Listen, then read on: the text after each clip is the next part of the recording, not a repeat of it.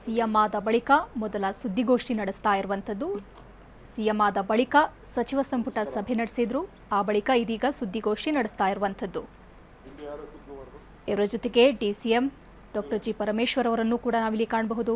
ಸಚಿವ ಸಂಪುಟ ಸಭೆಯಲ್ಲಿ ಇವತ್ತು ಪ್ರಮಾಣ ವಚನ ಸ್ವೀಕರಿಸಿರುವಂತಹ ಎಲ್ಲ 13 ಸಚಿವರು ಕೂಡ ಭಾಗಿಯಾಗಿದ್ರು. ಈ ಸಭೆಯಲ್ಲಿ ಯಾವ ವಿಚಾರದ ಬಗ್ಗೆ ಚರ್ಚೆಯಾಗಿದೆ, ಯಾವ ನಿರ್ಣಯವನ್ನ ಕೈಗೊಳ್ಳಲಾಗಿದೆ, ಇದೆಲ್ಲದರ ಬಗ್ಗೆ ಇವತ್ತು ಸುದ್ದಿಗೋಷ್ಠಿಯಲ್ಲಿ ಇದೀಗ ಡಿಕೆ ಶಿವಕುಮಾರ್ ಅವರು ಮಾಹಿತಿ ನೀಡಲಿದ್ದಾರೆ. ಇದು ಸಿಎಂ ಡಿಕೆ ಶಿವಕುಮಾರ್ ಅವರು ಸಿಎಂ ಆದ ಬಳಿಕ ನಡೆಸುತ್ತಿರುವಂತಹ ಮೊದಲ ಸುದ್ದಿಗೋಷ್ಠಿ. ಸಾಕಷ್ಟು ಕುತೂಹಲ ಮೂಡಿಸಿದೆ ಇವರ ಈ ಸುದ್ದಿಗೋಷ್ಠಿ. ಗೌರವಾನ್ವಿತ ಉಪಮುಖ್ಯಮಂತ್ರಿಗಳಂತ ಪರಮೇಶ್ವರ್ ಅವರೇ, ಹಿರಿಯರಂತ KH ಮುನಿಯಪ್ಪನವರೇ,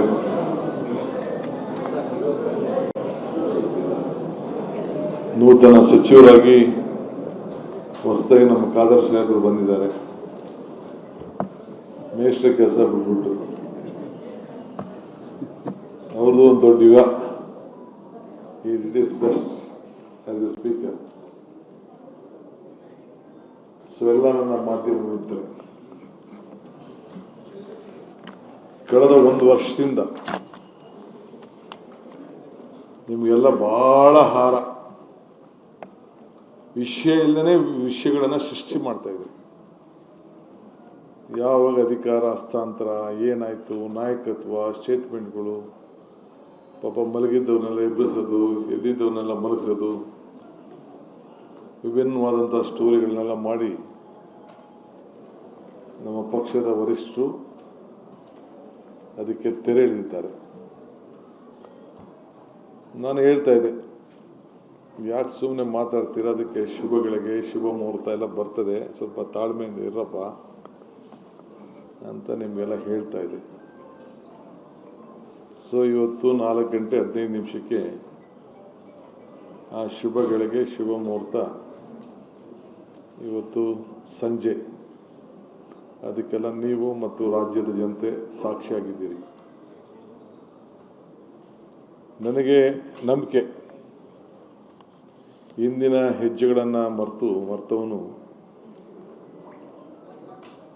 ಮುಂದಿನ ಹೆಜ್ಜೆಯನ್ನು ಇಡಲಾರ ಎಂಬ ಮಾತಿನಲ್ಲಿ ನಂಬಿಕೆಯನ್ನು ಇಟ್ಕೊಂಡಿರೋನು. If you forget the root you will not get the fruit ಅಂತ ಕೂಡ ಅನೇಕ ಸಂದರ್ಭದಲ್ಲಿ ಹೇಳಿದ್ದೇನೆ.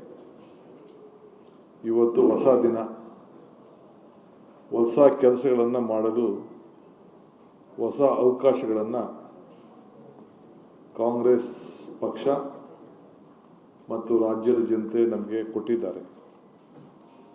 ಸೊ ನಾನು ಹೊಸ ಅವಕಾಶಗಳನ್ನು ಹುಡುಕ್ತಾ ಇದ್ದೇನೆ. ಹೊಸ ಅವಕಾಶಗಳನ್ನು ಇದ್ದಂಥ ಇನ್ನು 2 ವರ್ಷದಲ್ಲಿ ಏನೆಲ್ಲ ಈ ರಾಜ್ಯದ ಜನತೆಯ ಸೇವೆಯನ್ನು ಮಾಡಲಿಕ್ಕೆ ಸಾಧ್ಯ ಸಿಕ್ಕಿದಂಥ ಅವಕಾಶದಲ್ಲಿ ನಮ್ಮ ರಾಜ್ಯಕ್ಕೆ ಕಲ್ಯಾಣವನ್ನು ಮಾಡಲಿಕ್ಕೆ ಪ್ರಯತ್ನ ಮಾಡ್ತಾ ಇದ್ದೇನೆ. ಇಂದು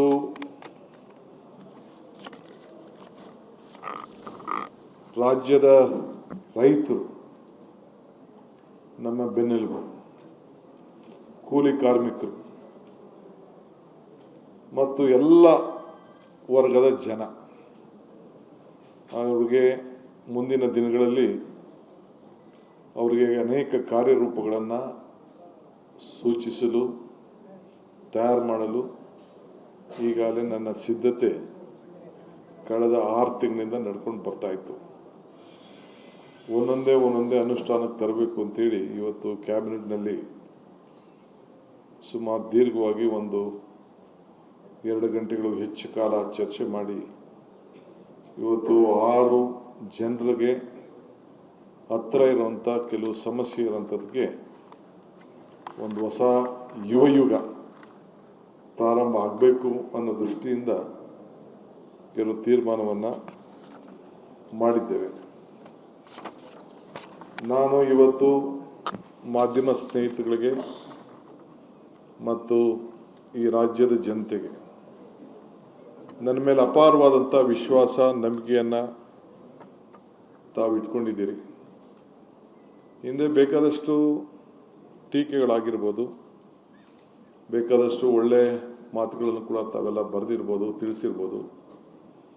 ಹಿಂದೆ ಹೇಳಿದ್ದೆ, ಟೀಕೆಗಳೆಲ್ಲ ಸಾಯ್ತವೆ, ನಮ್ಮ ಕೆಲಸಗಳು ಉಳಿತವೆ ಅನ್ನೋದು ಮಾತನ್ನು ಕೂಡ ನಾನು ಹೇಳಿದ್ದೆ.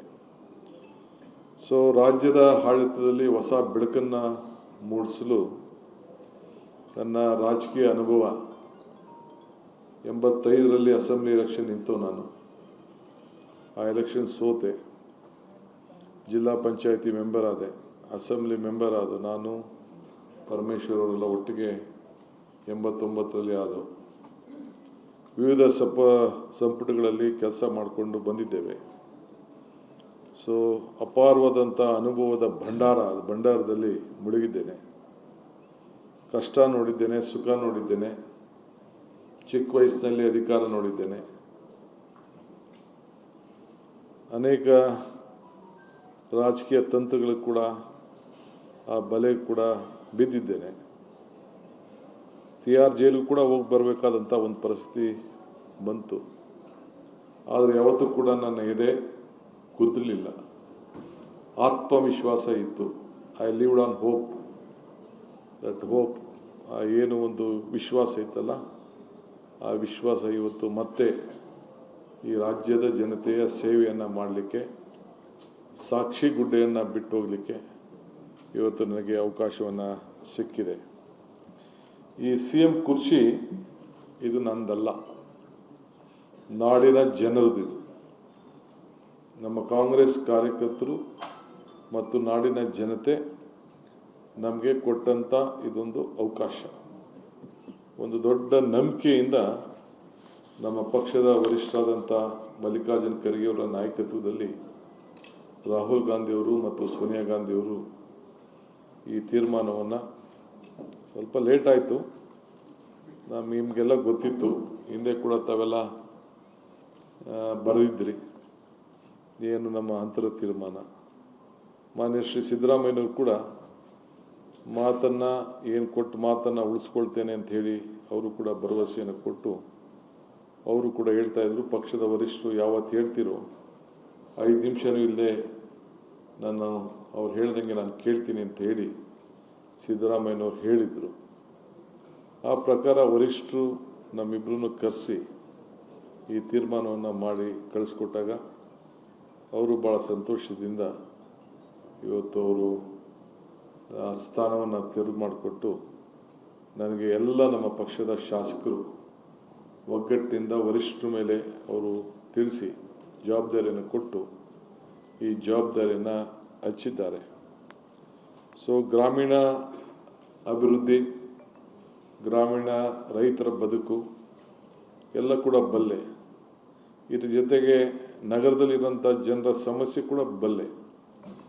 42% ಜನ ನಗರಗಳಲ್ಲಿ ವಾಸಿಯಾಗಿದ್ದಾರೆ, ಮಿಕ್ಕಿದವರೆಲ್ಲ ಗ್ರಾಮೀಣ ಪ್ರದೇಶದಲ್ಲಿ ಇದ್ದಾರೆ. ಒಂದು ದೊಡ್ಡ ಶಿಫ್ಟ್ ಆಗ್ತಾ ಇದೆ. ಉದ್ಯೋಗಕ್ಕೋಸ್ಕರ ಜನ ಇವತ್ತು ವಲಸೆ ಬರ್ತಾ ಇದ್ದಾರೆ.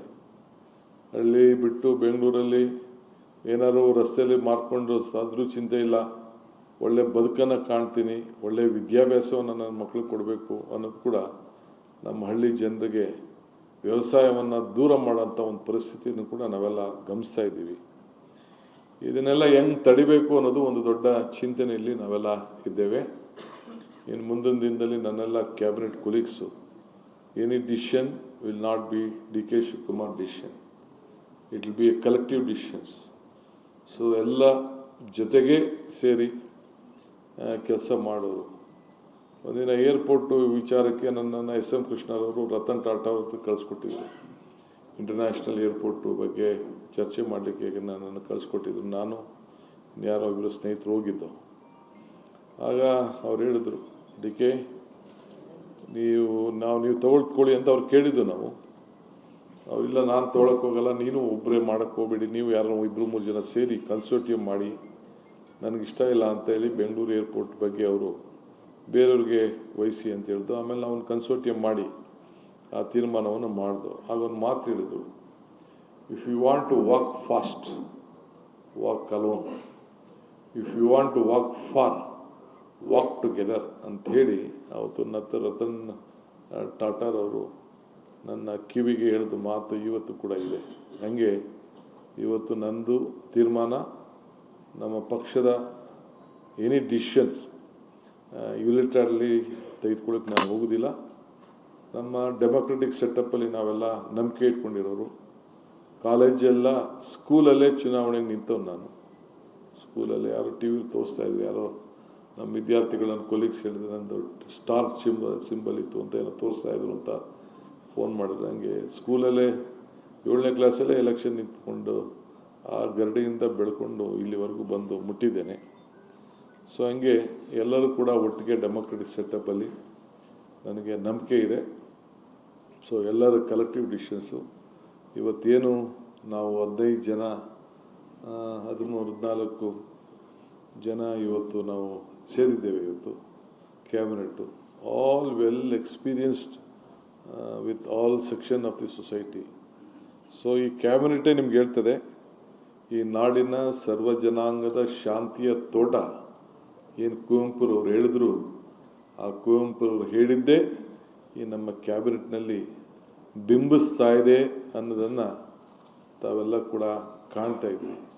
ಸೊ ಎಲ್ಲ ವರ್ಗದ ಅನುಭವದ ನಾಯಕರುಗಳ ಸಹಕಾರದಿಂದ ಈ ರಾಜ್ಯದಲ್ಲಿ ಒಂದು ಉತ್ತಮವಾದಂಥ ಒಂದು ಬಲಿಷ್ಠವಾದಂಥ ಒಂದು ನಾಯಕತ್ವವನ್ನು ಕೊಟ್ಟು, ಆಡಳಿತವನ್ನು ಕೊಟ್ಟು ಎಲ್ಲರೂ ಕೂಡ ತೆಗೆದುಕೊಂಡೋಗಿ, ನೀವು ಕೂಡ ಪ್ರಜಾಪ್ರಭುತ್ವ ವ್ಯವಸ್ಥೆಯಲ್ಲಿ ನಾವೇನು 4 ಪಿಲ್ಲರ್ಸ್ ಅಂತ ನಾವೇನು ಕರಿತೀವಿ, ಇದೊಂದೇ ದೇಶದಲ್ಲಿ ಜುಡಿಷರಿ ಮತ್ತು ನಮ್ಮ ಶಾಸಕಾಂಗ, ನ್ಯಾಯಾಂಗ, ಶಾಸಕಾಂಗ ಒಂದು ನೋಡ್ತದೆ. ಇಲ್ಲೇ ಪಕ್ಕದಲ್ಲೇ ಕಾರ್ಯಾಂಗ ಕೃಷ್ಣ ಸಾಹೇಬ್ ಕೂಡ ಪಕ್ಕದಲ್ಲಿ ಒಂದು ಹೊಸ ಸೌಧವನ್ನು, ವಿಕಾಸವನ್ನು ಕಟ್ಟಿಸಿದ್ದಾರೆ. ನೀವು ಕೂಡ ಮೀಡಿಯಾದವರು ಕೂಡ ಇಲ್ಲೇ ಪಕ್ಕದಲ್ಲೇ ಇದ್ದೀರಿ. ಸೊ ವಿತಿನ್ ಒಂದು 100-200 ಮೀಟ್ರಲ್ಲೇ ನಾವೆಲ್ಲ ಒಟ್ಟಿಗೆ ಇದ್ದೇವೆ. ಸೊ ಎಲ್ಲರೂ ಸೇರಿ ಒಟ್ಟಿಗೆ ಕೆಲಸ ಮಾಡಬೇಕು. ನೀವು ಕೂಡ ನಿಮ್ಮ ಮೇಲೆ ವಿಶ್ವಾಸ ಇದೆ, ನೀವು ಟೀಕೆ ಮಾಡಿ, ಬಟ್ ಸುಮ್ಮನೆ ಯಾವುದಾದ್ರೂ ವಿಚಾರನ ಗೊತ್ತಿಲ್ಲದೆ ಬರೀ ಸ್ಟೋರೀಸ್ನ ಹೊಸ್ದಾಗಿ ಕ್ರಿಯೇಟ್ ಮಾಡೋದು ಬೇಡ. ರಾಜಕೀಯದ ಸ್ಟೋರೀಸ್ ಅಲ್ಲಿ ಮಾಡೋದು ಬೇಡ. ನಾನು ತಪ್ಪು ಮಾಡಿಲ್ಲ, ನಮ್ಮ ಸರ್ಕಾರ ತಪ್ಪು ಮಾಡ್ತಾಯಿದೆ ಅಂತಂದರೆ yes, you are most welcome. ನಾನು ಯಾವತ್ತೂ ಕೂಡ ನಿಮ್ಮ ಮಾಧ್ಯಮದವ್ರಿಗೆ ನನ್ನ ಟೀಕೆ ಮಾಡಿದವ್ರು ನಿಮ್ಮ ಯಾರನ್ನೂ ನಾನು ಕ್ವಶನ್ ಮಾಡಲಿಲ್ಲ. ನಾನು ತಿದ್ದಕ್ಕೆ ಕೇಳ್ತಾ ಇದ್ದೀರಿ ಅಂದ್ಕೊಂಡು ನಾನು ಅದನ್ನು ತಿದ್ಕೊಳ್ಳಿಕ್ಕೆ ಪ್ರಯತ್ನವನ್ನು ಮಾಡಿದ್ದೇನೆ. ಸೊ ಹಂಗೆ I believe in you also, because ನಿಮ್ಮ ಮೇಲೆ ನೀವೇನು ಹೇಳ್ತೀರಿ, ನಿಮ್ಮ ಕಣ್ಣಲ್ಲಿ ಏನು, ನಿಮ್ಮ ಕ್ಯಾಮ್ರಾಗಳಲ್ಲಿ ಏನು ತೋರಿಸ್ತೀರಿ, ನಿಮ್ಮ ಟಿ ವಿಗಳಲ್ಲಿ ಏನು ತೋರಿಸ್ತೀರಿ, ನಿಮ್ಮ ಬರವಣಿಗೆಗಳಲ್ಲಿ ತೋರಿಸ್ತೀರಿ, ಅದ್ರ ಬಗ್ಗೆ ಹೆಚ್ಚಿಗೆ ಜನ ಇವತ್ತು ನಂಬ್ಕೊಂಡಿದ್ದಾರೆ. ಸೊ ಅದಕ್ಕೆ ನೀವು ಕೂಡ ನನ್ನ ವಿಶ್ವಾಸಕ್ಕೋಸ್ಕರ ನೀವು ಮಾಡಬೇಕಾದ ಅವಶ್ಯಕತೆ ಇಲ್ಲ, ನಮ್ಮ ಸರ್ಕಾರಕ್ಕೆ ಮಾಡಬೇಕಾದಂಥ ಅವಶ್ಯಕತೆ ಇಲ್ಲ. ನಿಮ್ಮ ಆತ್ಮಸಾಕ್ಷಿ ಕೂಡ ನೀವು ತೆಗೆದುಕೊಳ್ಳೋಂಥ ನಿಮ್ಮ ಬರವಣಿಗೆ, ನೀವು ತೋರಿಸೋಂಥದ್ದು, ನೀವು ಏನೇನು ಸ್ಟೋರಿಗಳನ್ನು ಬಿಂಬಿಸ್ತೀರಿ, ಅದು ನಿಮ್ಮ ಕಾನ್ಫಿಡೆನ್ಸ್ಗೂ ಕೂಡ, ನಿಮ್ಮ ಸೆಲ್ಫ್ ಕಾನ್ಫಿಡೆನ್ಸು ಇರಬೇಕು, ನಿಮ್ಮ ಆತ್ಮಸಾಕ್ಷಿಗೆ ಒಪ್ಪಬೇಕು. ಆ ರೀತಿ ತಾವೆಲ್ಲ ಸೇರಿ ಮಾಡಬೇಕು ಅಂತೇಳಿ ತಮ್ಮೆಲ್ಲರೂ ಕೂಡ ಪ್ರಾರ್ಥನೆ ಮಾಡ್ತೇನೆ. ಸೊ ಎಲ್ಲ ಜಾತಿ, ಎಲ್ಲ ವರ್ಗದ ಜನರ ಸಹಬಾಳ್ವದಲ್ಲಿ ತೆಗೆದುಕೊಂಡು ಹೋಗ್ಲಿಕ್ಕೆ ಅದ್ರ ಮೇಲೆ ನಂಬಿಕೆ ಇರೋನು. ನನಗೆ ಜಾತಿ ಮೇಲೆ ನಂಬಿಕೆ ಇಲ್ಲ, ಜಾತಿ ಬೆಲೆ, ಧರ್ಮದ ಮೇಲೆ ನಮ್ಮದೇ ಆದಂಥ ವಿಚಾರಧಾರೆಗಳಿರ್ಬೋದು, ಆದರೆ ನನಗೆ ನಮ್ಮದೇ ಆದಂಥ ಸಿದ್ಧಾಂತ ಇದೆ, ಮಾನವೀಯತೆ, ಹ್ಯುಮ್ಯಾನಿಟಿ, ಸೊ ಮಾನವ ಧರ್ಮ. ಸೊ ಅದ್ರ ಮೇಲೆ ನನಗೆ ಅಪಾರವಾದಂಥ ನಂಬಿಕೆಯನ್ನು ಇಟ್ಕೊಂಡಿರೋನು. ಅದರಲ್ಲಿ ನಾನು ಕೆಲಸವನ್ನು ಮಾಡಿಕೊಂಡು ನಾನು ಹೋಗ್ತೇನೆ. So I request all of you, ಈ ರಾಜ್ಯದ ಜನತೆಗೆ ತಮ್ಮ ಮುಖಾಂತರ ಹೇಳಲಿಕ್ಕೆ ನಾನು ಬಯಸ್ತೇನೆ, ಇದು ನಿಮ್ಮ ಸರ್ಕಾರ, ಜನರು ಕೊಟ್ಟಿರುವಂಥ ಅಧಿಕಾರ. ಈ ಅಧಿಕಾರನ ನಿಮ್ಮ ಸೇವೆಗೆ, ನನ್ನ ಎಲ್ಲ ವೈಯಕ್ತಿಕವಾದ ವಿಚಾರಗಳನ್ನು ಬದಿಗಟ್ಟು ತ್ಯಾಗ ಮಾಡಿ ಈ ರಾಜ್ಯದ ಜನತೆಗೆ ಮುಡುಪಾಗಿಟ್ಕೊಂಡು ಸೇವೆಯನ್ನು ಮಾಡಿಕೊಂಡು ಸಂಕಲ್ಪವನ್ನು ಮಾಡಿ ಈ ಅಧಿಕಾರವನ್ನು ನಾನು ಭಾಳ ಸಂತೋಷದಿಂದ ಇದೊಂದು ಸ್ವೀಕಾರವನ್ನು ಮಾಡಿದ್ದೇನೆ. ಸೊ ಅದಕ್ಕೆ ತಾವು ಕೂಡ ತಮಗೆಲ್ಲ ನನಗೆ ಸಹಕಾರವನ್ನು ಕೊಡಬೇಕು ಅಂಥೇಳಿ ತಮ್ಮಲ್ಲಿ ನಾನು ಪ್ರಾರ್ಥನೆ ಮಾಡ್ತೇನೆ. ಮೊದಲನೇ ಕ್ಯಾಬಿನೆಟ್ಟು ನಡೆಸಿತು, ಅನೇಕ ತೀರ್ಮಾನಗಳನ್ನು, ಪಟ್ಟಿ ಭಾಳ ದೊಡ್ಡದಿತ್ತು. ಏನಾರು ಒಂದು ಜನತೆಗೆ ಹೊಸ ಕೊಡುಗೆಗಳನ್ನು ಕೊಡಬೇಕು ಅನ್ನೋದು ತೀರ್ಮಾನ ಮಾಡಿದ್ದೇವೆ. ನನಗೆ ಇದು ಯುವ ಯುಗ, ಇದು ಹೊಸ ಜನ್ರೇಷನ್. ಸೊ ಏನಾಗಬೇಕು, ಅವರ ಸಮಸ್ಯೆ ಏನು ಅನ್ನೋದು ಕೂಡ ದೊಡ್ಡ ಆಲೋಚನೆಯನ್ನು ನಾವು ಮಾಡ್ತಾಯಿದ್ವಿ. ರೈತರ ಬಗ್ಗೆ ಅದಕ್ಕೆ ತಂದೆಯಾದಂಥ ನಾನು ತೀರ್ಮಾನವನ್ನು ತೆಗೆದುಕೊಳ್ತೇನೆ. ಅನೇಕ ರೈತರ ಮುಖಂಡರುಗಳು, ಶಾಸಕರುಗಳು ಯಾವ ರೀತಿ ನಮ್ಮ ನೀರಾವರಿ ಸಮಸ್ಯೆ ಏನು ಬಗೆಹರಿಸ್ಬೋದು ಅನ್ನೋದು ಏಕಾಏಕಿ ಇಲ್ಲಿ ತೀರ್ಮಾನ ಮಾಡಲಿಕ್ಕೆ ಆಗೋದಿಲ್ಲ. ಸೊ ಎಲ್ಲರೂ ಕೂಡ ಎಕ್ಸ್ಪರ್ಟ್ಸ್ನೆಲ್ಲ ಕರೆದು ಚರ್ಚೆ ಮಾಡಬೇಕಾಗಿದೆ. ಏನಾದ್ರು ಒಂದು ಮಾತು ಕೊಟ್ಟರೆ ಮಾತನ್ನು ಉಳಿಸ್ಕೊಳ್ಬೇಕಾಗ್ತದೆ. ಸುಮ್ಮನೆ ಮಾತು ಕೊಟ್ಟು, ಯಾಕೆ ನಾನೇ ನೋಡಿದ್ದೇನೆ ಬೆಂಗಳೂರು ನಗರದಲ್ಲಿ ಇಂಪ್ಲಿಮೆಂಟ್ ಮಾಡಬೇಕಾದ್ರೆ ಒಂದು ಕಸ ತೆಗೆಯೋಕ್ಕೆ ಕೂಡ 3 ವರ್ಷ ಆದರೂ ಕೂಡ ಎಷ್ಟು ನನಗೆ ಚಾಲೆಂಜಸ್ ನನ್ನ ಮುಂದೆ ಬಂತು ಅಂತ ಕೂಡ ನನಗೆ ಅನುಭವ ಇದೆ ನನಗೆ. ಸೊ ಹಂಗೆ ಇವತ್ತು ಭಾಳ ದೊಡ್ಡ ದೊಡ್ಡ ಸವಾಲನ್ನು ನಾವು ಎದುರಿಸಬೇಕಾಗ್ತದೆ. ಸೊ ಹಿನ್ನೆಲೆಯಲ್ಲಿ ರೈತರ ಸಮಸ್ಯೆಗೆ ನಮ್ಮ ಪ್ರಯಾರಿಟಿ ಇಟ್ಕೊಂಡಿದ್ದೇವೆ. ಸೊ ನಾನು ಕರೆದು ಕೆಲವನ್ನೆಲ್ಲ ಮಾತಾಡ್ತೀನಿ. ಏಕೆಂದರೆ ಈಗ ಮುಂದೊಂದು ದಿನದಲ್ಲಿ ನಮ್ಮ ರೈತರು ಜನ ವಲಸೆ ಹೋಗೋದನ್ನು ತಪ್ಪಿಸ್ಬೇಕು. ಹಳ್ಳಿಯಿಂದ ಬೆಂಗಳೂರು ನಗರಗಳಿಗೆ ಉದ್ಯೋಗಕ್ಕೋಸ್ಕರ ಬರುವಂಥವ್ರು. ಸೊ ಅಗ್ರಿಕಲ್ಚರು, ಹಾರ್ಟಿಕಲ್ಚರು, ಫ್ಲಾರಿಕಲ್ಚರು, ಸಿರಿಕಲ್ಚರು ಇವೆಲ್ಲ ಏನಿದೆ, ಸಿಲ್ಕು, ಮಿಲ್ಕು ಇವೆಲ್ಲ, ಇದು ಡಿಗ್ರೇಡ್ ಅನ್ನೋದು ಭಾವನೆ ನಮ್ಮ ಯಾವ ರೈತರಿಗೂ ಬರಬಾರ್ದು. ಅವನಿಗೆ ಆತ್ಮವಿಶ್ವಾಸ ಮೂಡಿಸ್ಬೇಕು. ಅದಕ್ಕೆ ಅನೇಕ ಸಲಹೆಗಳನ್ನು ನಿಮ್ಮ ಹತ್ರನೂ ಕೂಡ ಕೇಳ್ತೇನೆ, ಚರ್ಚೆ ಮಾಡ್ತೇನೆ. ಸೊ ಮಾಡಿ ಅದ್ರ ಬಗ್ಗೆ ತೀರ್ಮಾನ ಮಾಡ್ತೀವಿ. ಇವತ್ತು ಭಾಳ ಇಂಪಾರ್ಟೆಂಟ್ ಏನು ನಾವು ತೀರ್ಮಾನ ಮಾಡಿದ್ದೇವೆ ಅಂತಂದರೆ, ಫಸ್ಟು ಒಂದು ನನ್ನ ವಿದ್ಯಾರ್ಥಿ ಯುವಕರು ಅನೇಕ ಸಂದರ್ಭದಲ್ಲಿ ಹೋದಾಗ ನಮ್ಮ ಹುಡುಗರುಗಳೆಲ್ಲ ಅವರ ಬಸ್ ಪಾಸ್ ಬಗ್ಗೆ ಮಾತಾಡ್ತಾಯಿದ್ರು. ಬರೀ ಹೆಣ್ಮಕ್ಳಿಗೆ ಮಾತ್ರ ಫ್ರೀಯಾಗಿ ಓಡಾಡೋಕ್ಕೆ ಬಿಟ್ಬಿಟ್ಟಿದ್ದೀರಾ, ನಾವೆಲ್ಲ ಏನಾಗಬೇಕು ಅಂಥೇಳಿ ಅವರೆಲ್ಲ ಗಲಾಟೆ ಮಾಡ್ತಾಯಿದ್ರು. ಅದಕ್ಕೆ ಇವತ್ತು ನಾವು ಅದಕ್ಕೊಂದು ಹೊಸ ಹೆಸರನ್ನು ಕೊಟ್ಟಿದ್ದೇನೆ. ಬಟ್ ಅದನ್ನು ಹೇಳ್ತೀನಿ ನಾನು, ಹೊಸ ಹೆಸರೇನು ಅನ್ನೋದು ನಿಮಗೆ ಅದು ಇನಾಗ್ರೇಟ್ ಮಾಡೋದು ದಿನ ನಾನು ಹೇಳ್ತೀನಿ. ಸೊ ಇವತ್ತು ಎಲ್ಲ ವಿದ್ಯಾರ್ಥಿಗಳು ಯಾರೇ ಆಗಿರಲಿ ವಿದ್ಯಾರ್ಥಿಗಳು, ಸೊ ಕಾಲೇಜ್ವರೆಗೂ ಕೂಡ ಯಾರು ವಿದ್ಯಾರ್ಥಿ, ಕಾಲೇಜ್ ಇರ್ಬೋದು, PG ಇರ್ಬೋದು, PUC ಇರ್ಬೋದು, SLC ಇರ್ಬೋದು, ಎಲ್ಲ ಪಾಸ್ಗಳನ್ನು ಏನು ನಾವು ಕೊಡ್ತಾ ಇದ್ದೇವೆ, ಅದಕ್ಕೆ ಯಾರಿಗೂ ಕೂಡ ಚಾರ್ಜ್ ಮಾಡದೆ ಫ್ರೀಯಾಗೆ ವಿದ್ಯಾರ್ಥಿಗಳಿಗೆ ಫ್ರೀ ಬಸ್ ಪಾಸನ್ನು ಕೊಡ್ತೇವೆ. ಬಟ್ ಅವರು ಅರ್ಜಿಯನ್ನು ಸಲ್ಲಿಸಬೇಕಾಗ್ತದೆ.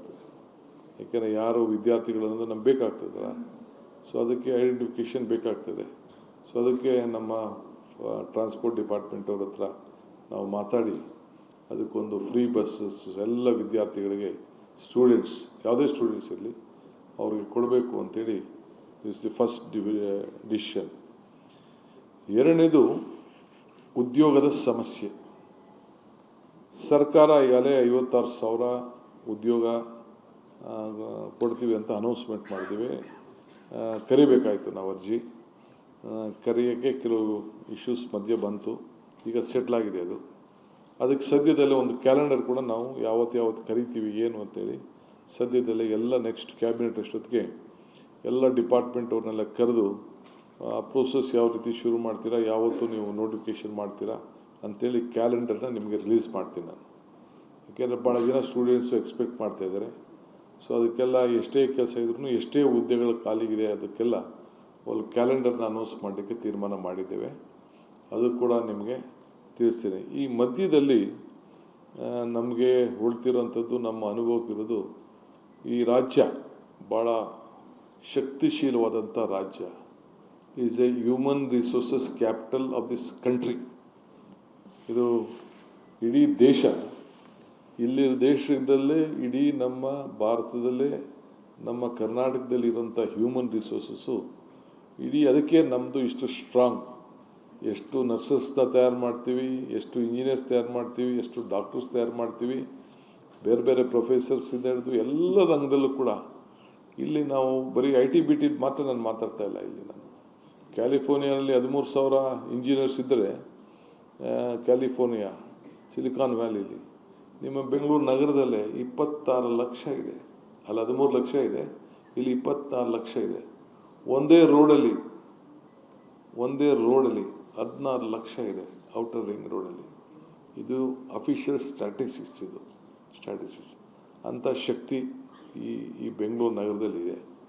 ಎಲ್ಲಿಂದ ಬಂದರು, ಹೇಗೆ ಬಂದರು, ಯಾರು ಬಂದಿದ್ದಾರೆ ಅನ್ನೋದು ಬೇರೆ ವಿಚಾರ. ಬಟ್ ನಾನು ಬರೀ ITBT ವಿಚಾರ ನಾನು ಮಾತಾಡ್ತಾ ಇಲ್ಲ. ಇಲ್ಲಿ ಇವತ್ತು ನಾವು ಏನು ಯೋಚನೆ ಮಾಡಿದ್ದೇವೆ ಅಂತ ಅಂದರೆ, ಒಂದು ದೊಡ್ಡ ತೀರ್ಮಾನವನ್ನು ಮಾಡಿದ್ದೇವೆ. ಒಂದು ಪ್ರೈವೇಟ್, ನಮ್ಮ ಸರ್ಕಾರನೇ ಪ್ರೈವೇಟಲ್ಲಿ ಯಾರು ಇಲ್ಲಿ ಉದ್ಯೋಗವನ್ನು ಹುಡುಕ್ತಾ ಇದ್ದಾರೆ ನಮ್ಮ ಯುವಕರಿಗೆ, ಅವ್ರಿಗೆ ಅನುಕೂಲ ಆಗಬೇಕು. ಸೊ ಅದಕ್ಕೆ ಹಿಂದೆ ಎಲ್ಲ ಗೌರ್ಮೆಂಟಲ್ಲಿ ಒಂದು ಎಂಪ್ಲಾಯ್ಮೆಂಟ್ ಎಕ್ಸ್ಚೇಂಜ್ ಅಂತಿತ್ತು, ಮುಂದಕ್ಕೆ ಪ್ರೈವೇಟ್ ಎಂಪ್ಲಾಯ್ಮೆಂಟ್ ಎಕ್ಸ್ಚೇಂಜ್. ಸೊ ಯಾರೇ ಪ್ರೈವೇಟು ಉದ್ಯೋಗವನ್ನು ಪಡ್ಕೊಳ್ಬೇಕು, ಅವರು ಆಕರ್ಷಣೆ ಮಾಡಬೇಕು ಉದ್ಯೋಗಸ್ಥರನ್ನ ಅಂತ ಹೇಳಿ ಬಯಸ್ತಾರೆ.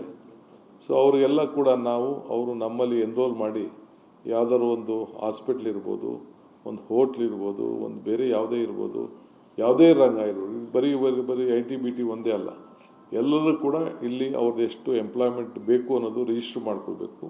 ವಿದ್ಯಾರ್ಥಿಗಳು ಒಂದು ಫೆಸಿಲಿಟಿ ಸೆಂಟರ್, ಅವ್ರಿಗೆ ಏನು ಬೇಕು, ಆ ಒಂದು ಕಂಪ್ನಿಗೆ, ಆ ಸಂಸ್ಥೆಗೆ ಯಾವ ರೀತಿ ಉದ್ಯೋಗ ಬೇಕು ಅನ್ನೋದನ್ನು ತಕ್ಕಂತೆ ಟ್ರೈನಿಂಗ್ ಕೂಡ ನಾವೇ ಮಾಡಿ, ನಾವೇ ಆ ಹುಡುಗರುಗಳನ್ನ ತಯಾರು ಮಾಡಿ, ಅದಕ್ಕೆ ತಕ್ಕಂಥ, ಈಗ ನಿಮ್ಮ ಮೀಡಿಯಾಗೆ ಯಾರಿಗಾರು ಬೇಕು ಅಂತಂದರೆ ನೀವು ಮೀಡಿಯಾಗೆ ಯಾವ ರೀತಿ ಬೇಕು ಅನ್ನೋದನ್ನ, ನೀವು ಮೀಡಿಯಾಗೆ ಏನು ಬೇಕು ಅಂತೇಳಿ ಕೂಡ ಟ್ರೈನಿಂಗ್ ಮಾಡಿ, ಅಲ್ಲಿಂದನೇ ಅವ್ರಿಗೆ ಆಯ್ಕೆ ಮಾಡಿಕೊಂಡು, ನಾವು will not force them, will leave free.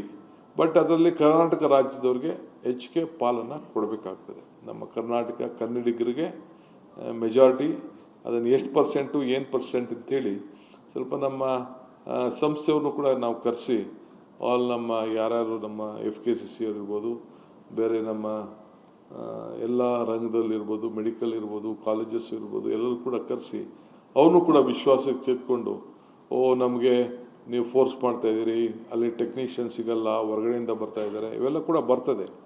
So ಅವನು ಕೂಡ ವಿಶ್ವಾಸಕ್ಕೆ ತೆಗೆದುಕೊಂಡು ನಾವು ಆ ಪರ್ಸೆಂಟೇಜ್ನ ನಾವು ಫಿಕ್ಸ್ ಮಾಡ್ತೇವೆ. But the government is committed. ಈ ರಾಜ್ಯದ ಜನತೆಯ, ನಮ್ಮ ಯುವಕರು, ವಿದ್ಯಾರ್ಥಿಗಳು, ನಿರುದ್ಯೋಗಿಗಳಿಗೆ ಈ ಉದ್ಯೋಗದ ಸಮಸ್ಯೆ ಬಗೆಹರಿಬೇಕು. ಇಲ್ಲೂ ಕೂಡ ಉತ್ತಮವಾದಂಥ ಯುವಕರು, ಯಾರಿಗೂ ಏನು ಕಡಿಮೆ ಏನಿಲ್ಲ, ಬೇಕಾದ್ರೆ ಯಾವ ಇಂಟರ್ನ್ಯಾಷನಲ್ ಮಾರ್ಕೆಟಲ್ಲೂ ಕೂಡ ಯಾವುದೇ ದೇಶಕ್ಕೂ ಕೂಡ ಬೇಕಾದರೆ ಇಲ್ಲಿಂದ ಕೂಡ ಆಯ್ಕೆ ಮಾಡ್ಕೊಳ್ಳೋಂಥ ಒಂದು ಅವಕಾಶವನ್ನು ನಾವು ಅವ್ರಿಗೆ ಮಾಡಿಕೊಡ್ಬೇಕು ಅನ್ನೋದು ಇವತ್ತು ನಾವು ತೀರ್ಮಾನ ಮಾಡಿದ್ದೇವೆ. ಸೊ ಅದಕ್ಕೆ 60 days, ಇದು ಒಂದು ತಿಂಗಳ ಒಳಗಡೆ, 60 ದಿನ ಬೇಡ, ಒಂದು ತಿಂಗಳು ಸಾಕು, ಒಂದು ತಿಂಗಳ ಒಳಗಡೆ ಒಂದು 3 ಜನ ನಮ್ಮ ಕ್ಯಾಬಿನೆಟ್ ಕೊಲೀಗ್ಸ್ಗೆ ನಾನು ಹೇಳಿದ್ದೇನೆ. ಅದ್ರ ಬಗ್ಗೆ ಕಂಪ್ಲೀಟ್ ಎಲ್ಲ ಮಾತಾಡಿ ಒಂದು ಇದನ್ನು ಮಾಡಬೇಕು ಅಂತೇಳಿ ಹೇಳಿದ್ದೇನೆ. ಸೊ ಒಂದು ತಿಂಗಳಷ್ಟೊತ್ತಿಗೆ ನಿಮಗೆ ನಾನು ಅದ್ರ ಡೀಟೇಲ್ನ ಯಾವ ರೀತಿ ಇರ್ತದೆ ಅಂತ ರಿಪೋರ್ಟ್ ಕೊಡ್ತಾರೆ. ಸೊ ಎಲ್ಲ ಮಧ್ಯೆ ಎಲ್ಲ ಇಂಡಸ್ಟ್ರಿಯಲ್ ಕ್ಯಾಪಿಟಲ್ಸ್ ಹತ್ರನೂ ಮಾತಾಡ್ತಾರೆ, ಆಲ್ ಬಿಸ್ನೆಸ್ ಕಮಿಟೀಸ್ ಅವ್ರ ಹತ್ರ ಎಲ್ಲ ಮಾತಾಡ್ತಾರೆ. ಮಾತಾಡ್ಬಿಟ್ಟು ನಾವು ಕೂಡ ಯಾವ ರೀತಿ ಮಾಡಬೇಕು, ನಾವು ಯಾವ ರೀತಿ ಪೋರ್ಟಲ್ನ ಮಾಡಬೇಕು, ಎವ್ರಿಥಿಂಗ್ ವಿಲ್ ಬಿ ಆನ್ಲೈನ್. ಇಲ್ಲಿ ಯಾವ ಇನ್ಫ್ಲುಯೆನ್ಸು ಇಲ್ಲ, ಏನಿಲ್ಲ.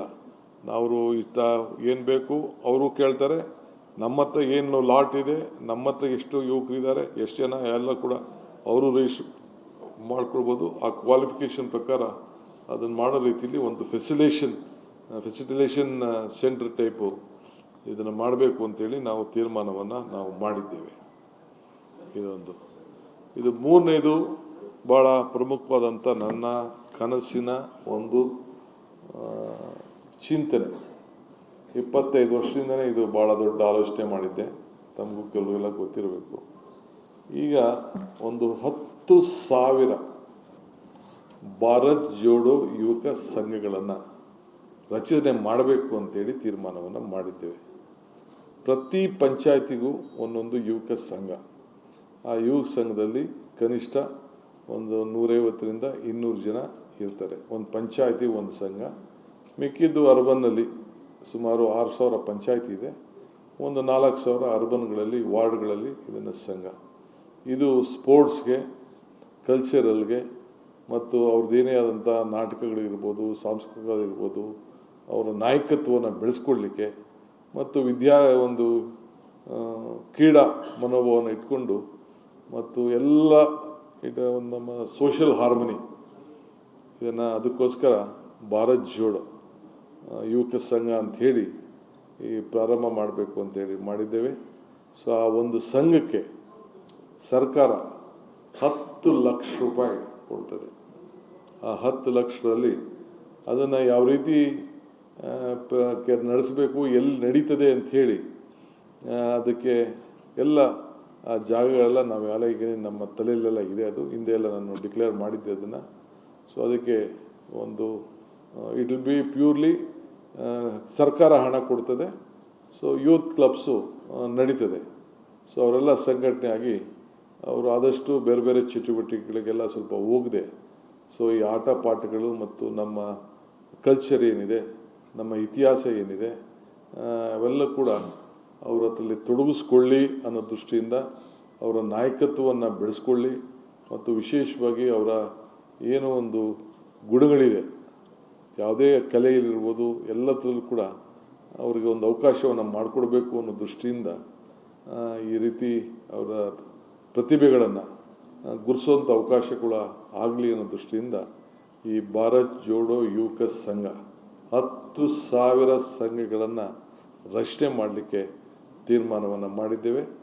ಅದಕ್ಕೆ 10 ಲಕ್ಷ ರೂಪಾಯಿ ಒಂದು ಪಂಚಾಯತಿಗೆ, ಒಂದು ಸಂಘಕ್ಕೆ ಕೊಡಬೇಕು ಅಂಥೇಳಿ, ಅಂದರೆ ಒಂದು ಪಂಚಾಯತಿಲಿ ಒಂದು ಸಂಘ ಇರ್ತದೆ, ಅದನ್ನು ತೀರ್ಮಾನವನ್ನು ಇವತ್ತು ಮಾಡಿದ್ದೇವೆ. ಸೊ ಅದಕ್ಕೆ ನಾನು ಹೇಳಿದ್ದೀವಿ ಎಲ್ಲ ಸೇರಿ ಯುಗ ಇದು ಅಂಥೇಳಿ. ಇನ್ನೊಂದು ದೊಡ್ಡ ಸಮಸ್ಯೆ ಕಾಡ್ತಾ ಇದೆ ನಿಮ್ಮೆಲ್ಲರಿಗೂ ಕೂಡ. ಭಾಳ ಜನಕ್ಕೆ ಬೆಂಗಳೂರು ನಗರದಲ್ಲಿ, ಹೊರಗಡೆ ಹಳ್ಳಿಲೆಲ್ಲ ನಮಗೆ ಕರೆಂಟ್ಗೆ ಈ ಸುಪ್ರೀಂ ಕೋರ್ಟು ಜಡ್ಜ್ಮೆಂಟ್ ಬಂದುಬಿಟ್ಟಿದೆ ಅಂತೇಳಿ ಭಾಳ ಬೇರೆ ಬೇರೆ ಸ್ಟೇಟಲ್ಲಿ ಕೆಲವು ಡಿಸಿಷನ್ಸ್ ತೊಗೊಳಕ್ಕಾಗ್ತಾಯಿಲ್ಲ. ನಾವು ತೊಗೊಳಕ್ಕಾಗಿಲ್ಲ. ನಾವು 8 ಸತಿ ಸಿದ್ದರಾಮಯ್ಯವ್ರ ಸಂಪುಟದಲ್ಲಿ ಚರ್ಚೆ ಮಾಡಿದೋ. ನಾನು ಕೂಡ ಬೆಂಗಳೂರು ನಗರದ ಜವಾಬ್ದಾರಿ ತೆಗೆದುಕೊಂಡು ನಾನು ಕೂಡ ಚರ್ಚೆ ಮಾಡಿದೆ. ಸೊ ಭಾಳ ವೆರಿ ಲಿಮಿಟೆಡ್ಗೆ ಹೋದೋ, ಬರೀ 30-40 ಕೊಟ್ಟು ನೋಡ್ದೋ. ಒಂದು 4 ಲಕ್ಷ ಅರ್ಜಿಗಳಿತ್ತು. ಇನ್ನೂ ಒಂದಷ್ಟು ಜನ ಎಲ್ಲ ಇದ್ದಾರೆ. ಸೊ ಅದಕ್ಕೆ ಏನಾದ್ರು ಮಾಡಿ ಬಗೆಹರಿಸ್ಬೇಕು ಅನ್ನೋದು ಕೂಡ ಇದೆ. ಇಡೀ ಹಳ್ಳಿಯಿಂದ ಎಲ್ಲ ಕೂಡ ಯಾರಿಗೂ ಹಳ್ಳಿಗಳಲ್ಲಿ ನೀರು ಸಿಗ್ತದೆ, ಕರೆಂಟ್ ಕೊಡ್ತಾಯಿಲ್ಲ. ಬೆಂಗಳೂರು ನಗರದಲ್ಲೂ ಕರೆಂಟ್ ಕೊಡ್ತಾಯಿಲ್ಲ. ಯಾಕೆಂದ್ರೆ ನಾವು OC ಇಲ್ಲ, CC ಇಲ್ಲದೆ ಯಾರು ಕೊಡೋಕ್ಕಾಗಲ್ಲ ಅನ್ನೋದು ಕೂಡ ಇದೆ. ಸೊ ಅದಕ್ಕೆ ಇವತ್ತು ಚರ್ಚೆ ಮಾಡಿದ್ದೇವೆ. ಸೊ ಅದಕ್ಕೆ 2,500 ಅಡಿವರೆಗೂ 2,500 ಅಡಿವರೆಗೂ ಒಂದು 20% ಆಚೆ ಈಚೆ ಇದ್ದರೂ ಕೂಡ 20% ಅದಕ್ಕೆ ಆಚೆ ಈಚೆ ಇದ್ದರೂ ಕೂಡ ಸೇರಿಸಿ ಒನ್ ಟೈಮ್ 31ನೇ ತಾರೀಕು, ಅಂದರೆ ಹೋದ ತಿಂಗಳು 31ನೇ ತಾರೀಕುವರೆಗೂ ಯಾರು ಕಟ್ಟಡಗಳನ್ನು ಕಟ್ಕೊಂಡಿದ್ದಾರೆ, ಅರ್ಜಿ ಹಾಕಿದ್ದಾರೆ, ಕಟ್ಕೊಂಡಿದ್ದಾರೆ ಅಂದರೆ ಈಗ ನಾನು ಅರ್ಜಿ ಹಾಕ್ಬಿಟ್ಟು ಕಟ್ಟಿದ್ದೀನಿ ಅಂತ ಏನೂ ಇಲ್ಲದೆ ಅರ್ಜಿ ಹಾಕ್ಕೊಡೋದು ಅಲ್ಲ. ಎಲ್ಲರದ್ದು ಫೋಟೋ ವಿಡಿಯೋ ಎಲ್ಲ ಮಾಡಿಸ್ತೀವಿ. ಓವರ್ನೈಟ್ ಯಾರು ಹಂಗೆ ಮಾಡೋಕ್ಕಾಗಲ್ಲ. So they have to apply with a proper photograph, videograph, ಅದೆಲ್ಲ ನಮ್ಮ ಲೋಕಲ್ ಬಾಡೀಸ್ಗೆ ಅದಕ್ಕೆಲ್ಲ ನಾವು ತಿಳಿಸ್ತೇವೆ. ಈ ಗ್ರಾಮ ಪಂಚಾಯತಿ ಇರ್ಬೋದು, ಮುನ್ಸಿಪಾಲ್ಟಿ ಇರ್ಬೋದು, ಕಾರ್ಪೊರೇಷನ್ ಇರ್ಬೋದು, GBA ಇರ್ಬೋದು, ಎಲ್ಲೇ ಆಗಲಿ. ಸೊ ಅದಕ್ಕೆ ಒಂದು ಅವಕಾಶವನ್ನು ಮಾಡಿಕೊಡ್ಬೇಕು ಅಂಥೇಳಿ ನಾವು ತೀರ್ಮಾನವನ್ನು ಮಾಡಿದ್ವಿ. ಏಕೆಂದರೆ ನೀರು ಕೊಡಬೇಕಾದ್ದು ನಮ್ಮ ಡ್ಯೂಟಿ. ಎಲೆಕ್ಟ್ರಿಸಿಟಿ ಕೆಲವರೆಲ್ಲ ಟೆಂಪ್ರರಿ ಕಲೆಕ್ಷನ್ಸ್ ತೆಗೆದುಕೊಂಡಿದ್ದಾರೆ.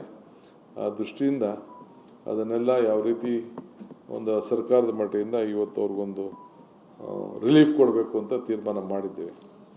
ಇದಲ್ಲದೆ B2A ಖಾತಾ, ಅದು ಒಂದು ದೊಡ್ಡ ಸಮಸ್ಯೆ. ಬೆಂಗಳೂರು ನಗರದಲ್ಲಿ ಒಂದು ದೊಡ್ಡ ಆಂದೋಲನ ನಡೆಸ್ತಾ ಇದ್ದೀನಿ. ಇನ್ನು ಇದೇ ಟೈಮು. ಇದು ಇಡೀ ರಾಜ್ಯಕ್ಕೆ ವಿಸ್ತರಿಸಬೇಕು ಅಂತ ತೀರ್ಮಾನ ಮಾಡಿದ್ದೇವೆ. ಪಂಚಾಯತಿ ಇರ್ಬೋದು, ಮುನ್ಸಿಪಾಲ್ಟಿ ಇರ್ಬೋದು, ಕಾರ್ಪೊರೇಷನ್ ಇರ್ಬೋದು, ಇಡೀ ರಾಜ್ಯಕ್ಕೆ.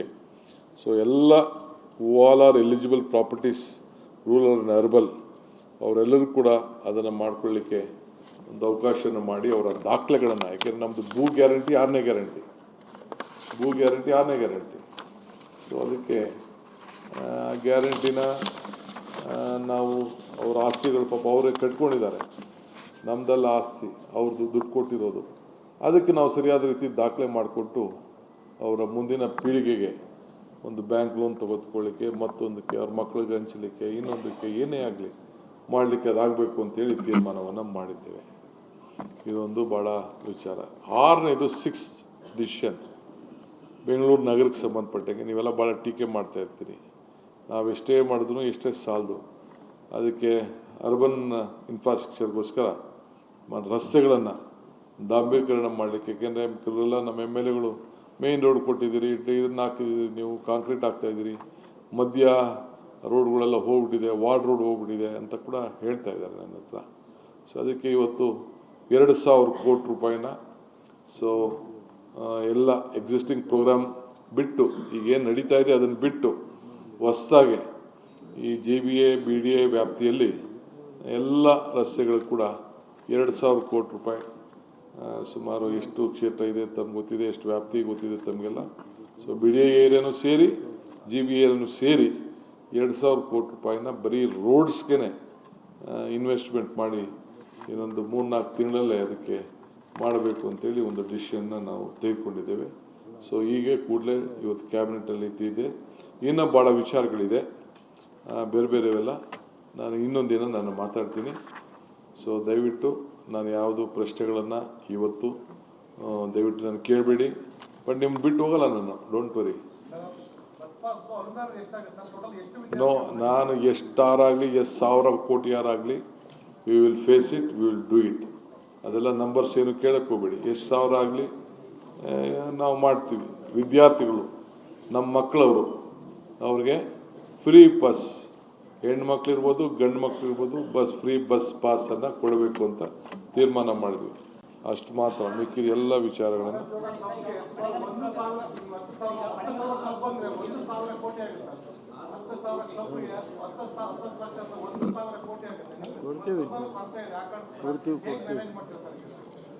ಇದು DK ಶಿವಕುಮಾರ್ ಗೌರ್ಮೆಂಟ್ ಇದು. Thank you.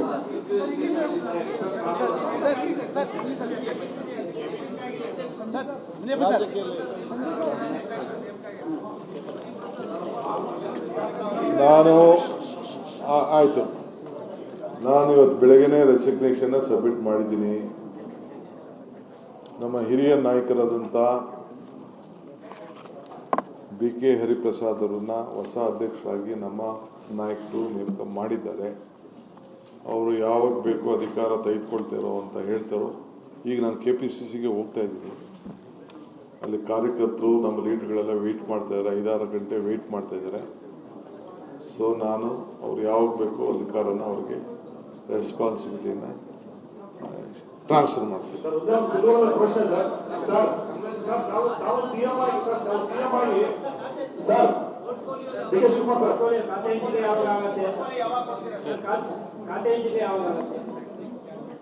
ಒತ್ತು ಮುಳುಗಬೇಕಲ್ಲ, ಒತ್ತು ಮುಳುಗಬೇಕು, ಒತ್ತು ಹೇಳ್ಬೇಕು, ಸೂರ್ಯ ಉಳಬೇಕು, ಸೂರ್ಯ ಮುಟ್ಬೇಕು. ಎಷ್ಟು ದಿನ ಇಟ್ಕೊಳಕ್ಕಾಗ್ತದೆ? ತೀರ್ಮಾನ ಆಗಿದೆ.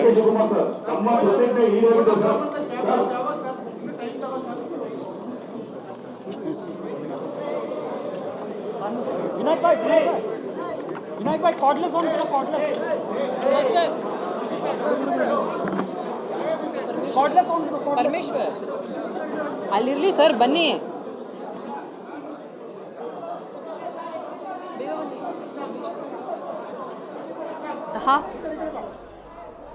ಇದು ಸಿಎಂ ಆದ ಬಳಿಕ DK ಶಿವಕುಮಾರ್ ಅವರು ನಡೆಸಿರುವಂತಹ ಮೊದಲ ಸಚಿವ ಸಂಪುಟ ಸಭೆ ಬಳಿಕ ಮಾಧ್ಯಮವನ್ನ ಉದ್ದೇಶಿಸಿ DK ಶಿವಕುಮಾರ್ ಅವರು ಮಾತನಾಡಿದ್ದಾರೆ. ಅಲ್ಲದೆ ಈ ಸಂಪುಟ ಸಭೆಯಲ್ಲಿ ಕೆಲವೊಂದು ನಿರ್ಣಯಗಳನ್ನು ಕೈಗೊಳ್ಳಲಾಗಿದೆ, ಅದರ ಬಗ್ಗೆ ಇಲ್ಲಿ DK ಶಿವಕುಮಾರ್ ಅವರು ವಿವರವಾಗಿ ತಿಳಿಸಿರೋದು.